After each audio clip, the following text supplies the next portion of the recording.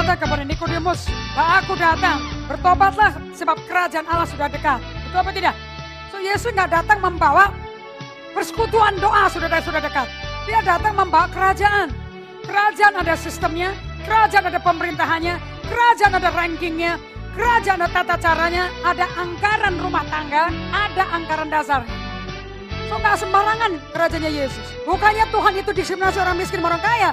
Dia cari orang yang mengerti sistem, ngerti kerja, mengelola kekayaan dia supaya kerajaannya di bumi sukses. Sebab keberhasilan kerajaan di bumi menyatakan berapa besarnya raja di segala raja itu. Ngerti kenapa dia panggil Matius, Lukas, dokter, ahli pajak, orang cukai, pengusaha perikanan.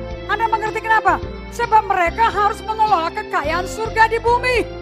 Kalau nggak punya talenta, nggak punya pengalaman, nggak punya otak, bagaimana bisa dipercayakan? Jadi nggak bisa Anda hanya berkata, haleluya, haleluya, aku percaya, Tuhan berikanlah kelimpahan padaku. Tuhan akan kasih kelimpahan pada orang yang dapat dipercayai. Makanya di kerajaan surga tidak ada jalan pintas untuk kaya. It's a process. Kalau kau nggak setia sama yang kecil, kau nggak akan ditambahkan. Kalau orang kepingin pakai jalan tikus menjadi kaya, Anda sudah ngerampok seluruh kekayaan. Pelajaran-pelajaran untuk bikin kamu sukses dimanapun juga. Tapi orang yang punya sistem, you will make it anywhere you are. Apalagi disuruh sama Tuhan. Apalagi Tuhan menyertai kamu. Lihat Yusuf. Dibuang ke sumur, kaya. Masuk ke rumah dibeli jadi budak di rumah Potifar, kaya. Difitnah masuk ke penjara, kaya. Masuk ke istananya Firaun, kaya. Kenapa? He knows the principle. Anda gak jadi kaya karena kamu nempel orang kaya. Dan orang kaya gak mau main sama kamu karena kamu gak ada prinsip. Dan gak ngerti sistem dagang. Makanya penting sekali semua umat Tuhan mesti mendengar bagaimana Tuhan memperkaya umatnya.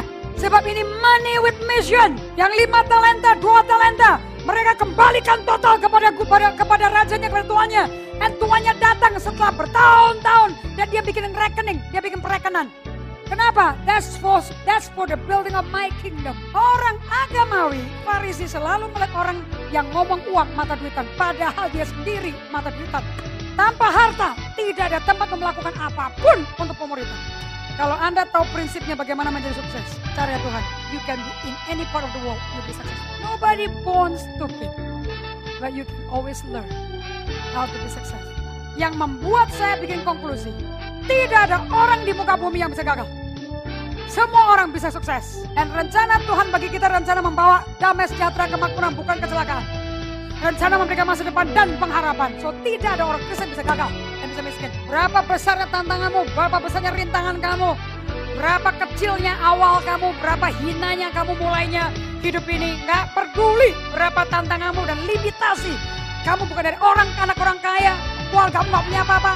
Mama tukang jual jamu, bapak tukang beca. Dengar baik-baik, kalau engkau ikut Tuhan, engkau bisa memperoleh kekayaan. There's no limit. Berapa besar kamu bisa sukses?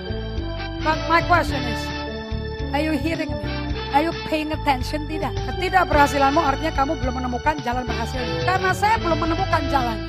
Saya coba lagi.